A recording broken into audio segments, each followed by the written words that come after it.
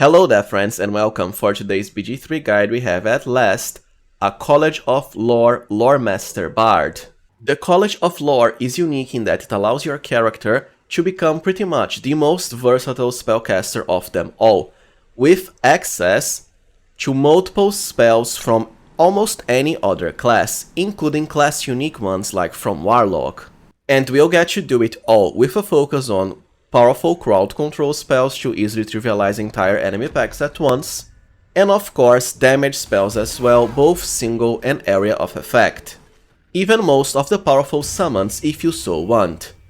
All of this further boosted by the College of Lore's own unique ability called Cutting Words, which as a reaction lets you debuff, most importantly, the enemy's attack rolls or saving throws. You'll even get to gain access to a very rare RANGED SMITE spell. So without further ado, let us get into our College of Lore Loremaster Bard build, first with character creation. When it comes to race, well, as always, any race you want, but for some extra benefits, either half-elf and the classic wood half-elf, so that you have higher movement speed and also shield proficiency for free, which can help with some extra defenses, and also to enhance your spells later on, as this character will be mostly a spellcaster. Or of course the classic Githyanki. Instead of shield you'll have proficiency with medium armor, including the ability to cast spells in them. And of course Astral Knowledge for way higher skills. For class we of course want Bard, which is a very solid class by the way. You have nice proficiencies, light armor, simple weapons but also hand crossbows, and some classic Bard weapons like long swords, rapiers, short swords. Most of which can work from dexterity, for a versatile enough character. For your cantrips and spells, as always I already have a best spells guide you can check to the side here, where I cover each in depth. For now let's keep it short and simple. Blade Ward for extra defenses, you always want to pre-buff with this, so that you take half damage from all physical attacks, it's infinite cast after all. And well, since you are a bard, you might as well go with the Vicious Mockery exclusive cantrip. It's fun in that even the origin characters all have unique lines when you cast this, dialogue lines that is. The damage isn't really the best, it's only 1d4 psychic, but it gets higher at level 5 and level 10 for double and triple the amount. And if the enemies fail the saving throw, they'll get disadvantage on their next attack rolls, which can be quite crippling. This is much better earlier or when you want to save spell slots, because later chances are you just wanna spam your actual spells instead, which are way stronger. And speaking about spells, definitely Fairy Fire, exclusive to only Bard and Druid. This is, by the way, one of the strongest debuffing spells in the whole game. The area of effect is huge, and if the enemies fail the save, you'll now have advantage on all attacks against them for all party members, pretty much forever, right, for the whole battle, without recurring saving throws. It really is amazing, and I'd rather spend concentration casting this for quite a lot of the game. It's that good, and can truly help your ranged and melee party members shine to their maximum potential. Besides that, Sleep can also help, it's the best crowd control early on. Long Strider, you can buff any party member with this infinite amount of times, and well, it's higher movement. Any other spell you want, you might as well go with, let's say, Healing Word, because it can be cast as a bonus action to heal allies. Heroism, well, it can be good, but I'd much rather spend concentration with Fairy Fire. The starting instrument is just for flavor, but the loot looks very cool when casting spells.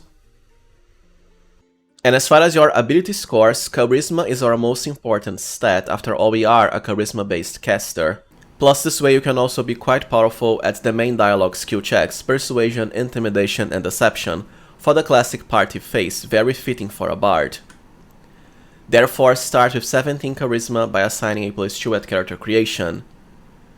Then a +1 to Dexterity, dump your Wisdom, Intelligence and Strength for 16 Dex. It can help, as I said, with both finessable weapons if you want to melee for some reason, and dual-wielded hand crossbows.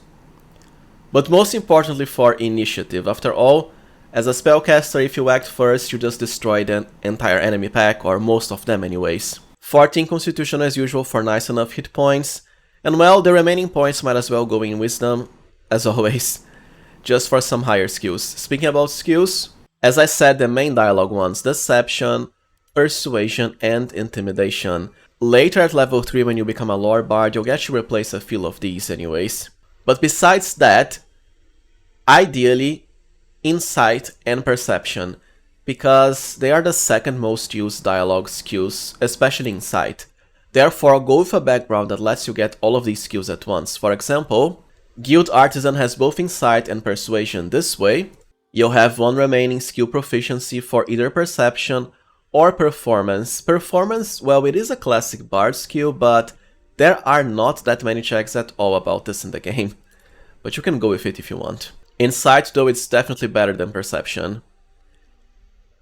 For the second level, we have both the Song of Rest for another short rest, amazing, depending on your party combination, with even higher skills from Jack of all trades. And for another spell, anything you want.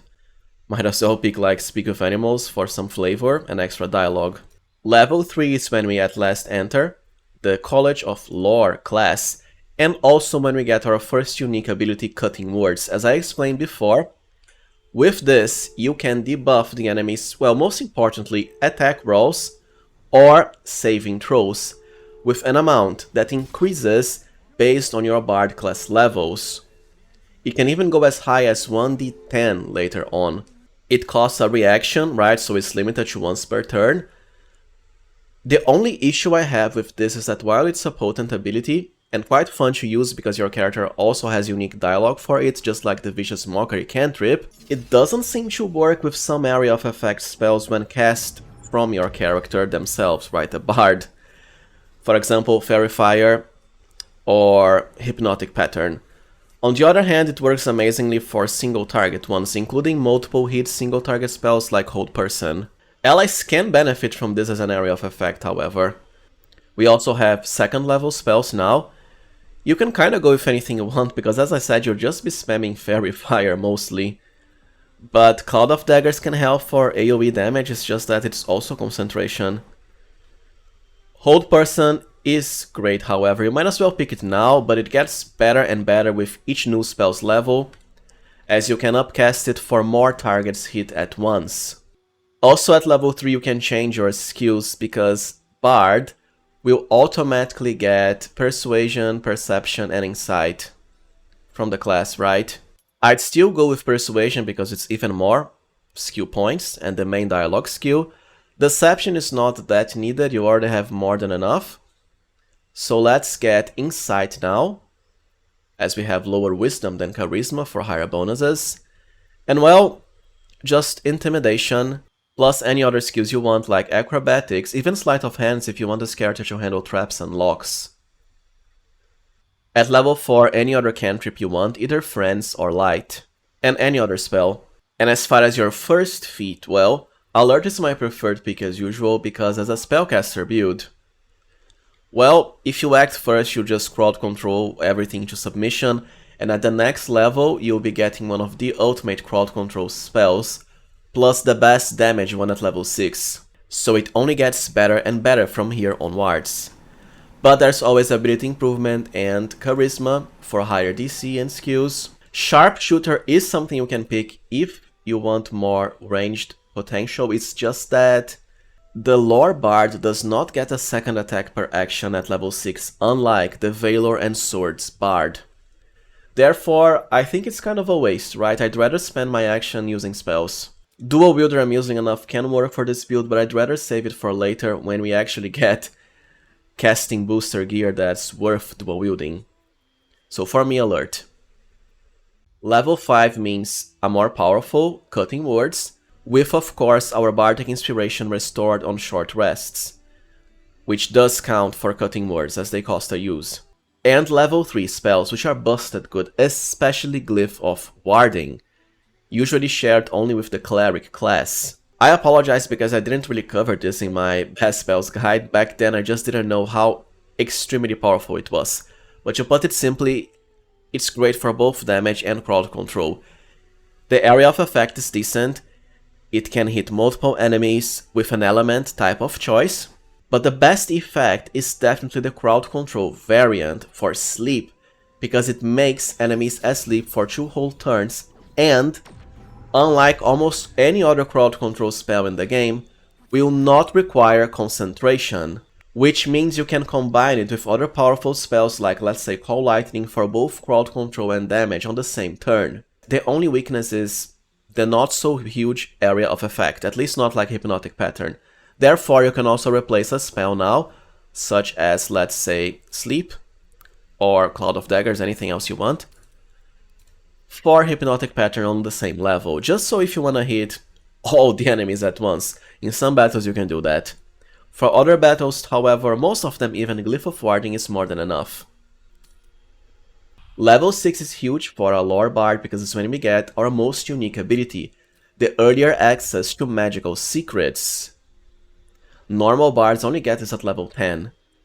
We'll get it again, however, for even more spells. Anyways, this ability basically lets you select quite a lot of powerful spells from other classes. There used to be less spells, it's still missing a few of them, however, but there's plenty of powerful choices, and well, this will depend on the role you want your character to have, right? For example, let's say you want to tank with this character, you can do it from this point onwards just fine, by getting both Spirit Guardians, amazing for area of effect, constant damage, especially of course with the Radiating Orb debuff gear that you'll have at this point, with Mass Healing Word also to proc some powerful buffs on healing as a party-wide effect on your allies. Now, if you want higher spell damage, which is what I recommend instead, be sure to pick Call Lightning here. It is, after all, probably the best area of effect spell in the whole game, because of how efficient it is. It's one of my favorites. I always tell you to pick this because what can I say? It's that good. With just a single spell slot spent, you can spam this as many times as you want per battle, even per turn. Plus, it's very easy to double the damage by just applying the wet debuff to enemies first. Besides that, if you want extra summons, then pick Animate Dead now for the Skellies. Later you can also get the Elementals. So this would be my preferred pick, but it's only because I really like Call Lightning and Summoning. Other choices are Haste, of course, it's just that I'd rather spend this on a Sorcerer. I would only pick this for a Bard if you don't have any other party member that can cast it. Once again, you can combine this with Glyph of Warding for crowd control. Scorching Ray can also help for single targets damage, but I'd much rather Call Lightning, Spam Edge. And well, these are pretty much the best spell choices you have. I wouldn't bother with Counterspell. While it can be a great spell, well, it costs a reaction, which is the same for a Cutting Words special ability, right? And you are limited to just one reaction per turn. Anyways, for me it's all about Call Lightning and Animate Dead. You can also go for any other spell you want, because you already have the best ones, especially now with Magical Secrets. So upcast variants of these are way better than what you get later, amusingly enough. Now, from level 6 onwards, because you already have the most important Lore Bard features, Cutting Words, and also the extra spells, you can multiclass your character if you want. With some classic choices like 2 levels into Fighter for Action Surge, that you can use for more spells including Call Lightning per turn, Sorcerer for access to meta magic, or 2 levels of Cleric, and especially Tempest Cleric, because we did pick Call Lightning, or at least I did, and at the second level you have an ability to maximize your damage, area of effect even.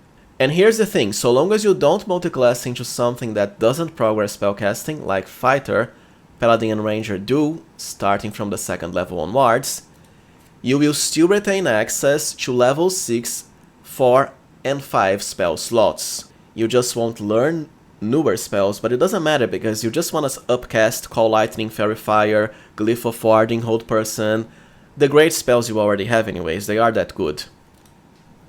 This is why I don't recommend you go with Fighter, because it will block you from level 6 slots. Cleric, on the other hand, is amazing, like I said, for Tempest Cleric. The same for Sorcerer, these are great choices.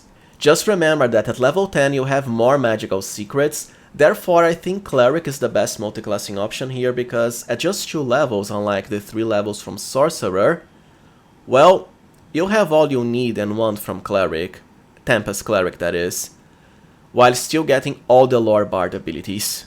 I just don't think you have to multiclass right now. I'd rather keep my character pure as a Loremaster, just for faster access to the second set of magical secrets. Because, well, it is unique to the class, so why not?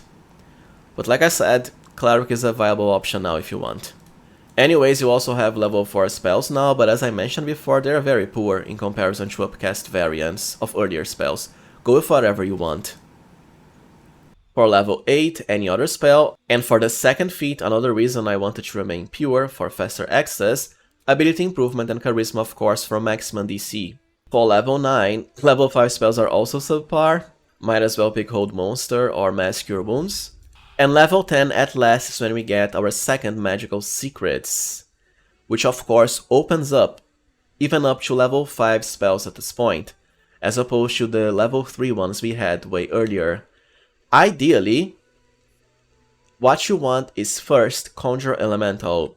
I suppose if you don't care for summon you can skip this, it's just that the elementals are some of the best summons in the game, especially the Myrmidon elementals you get at level 11, water being the best, but for the normal elemental, fire is also quite powerful. And it doesn't require concentration. Something fun you can pick now is the unique Banishing Smite spell with the ranged variant.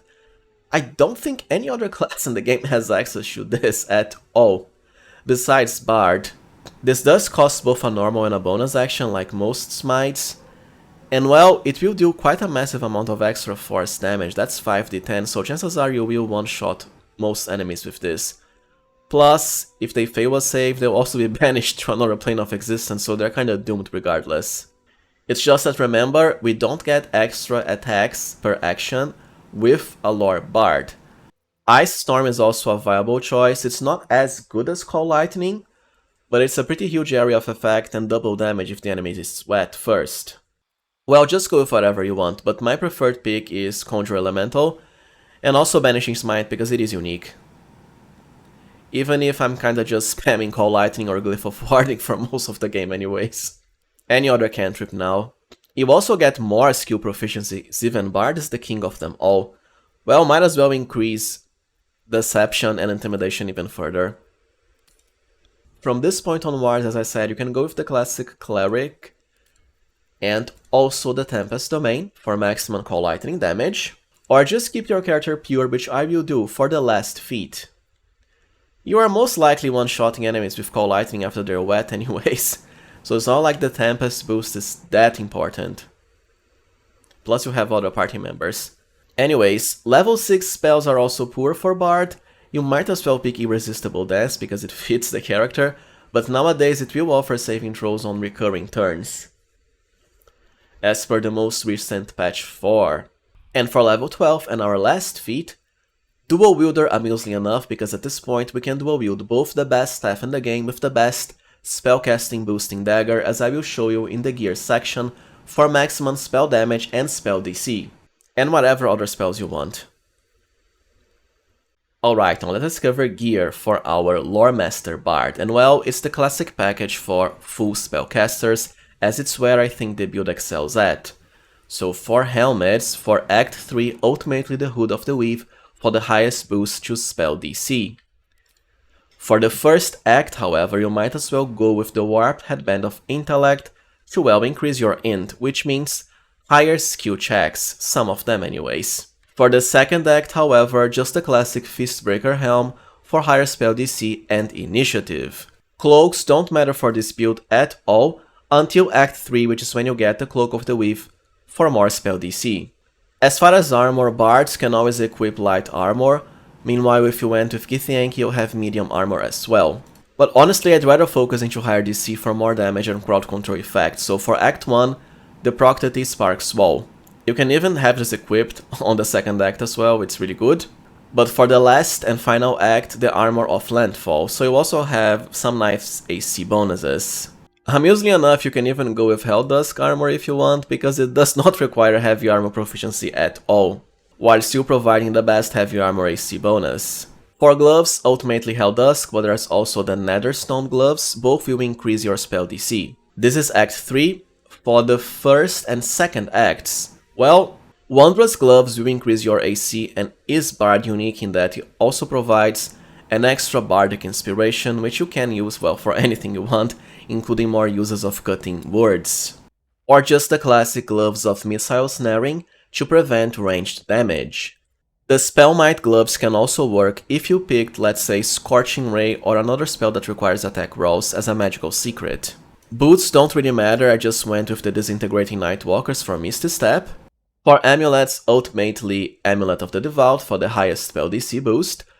But for the first and second acts, well, just the classic amulets that restore spell slots. Mostly the Pearl of Power, as Spellcrux is Act 3 only. The Necklace of Elemental Augmentation, well, we only have the Vicious Mockery cantrip for damage, and I don't think it's gonna work with that because it's psychic damage, right? Not one of these elemental types here.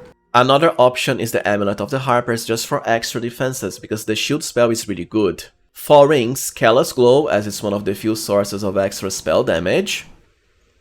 I also have Crypt Lord here, only because I wanted an extra summon, I do like summons and pets. But there's also the Ring of Mental Inhibition for more debuffing, and the Shapeshifter's Boom Ring for a very big boost to all of your skill checks.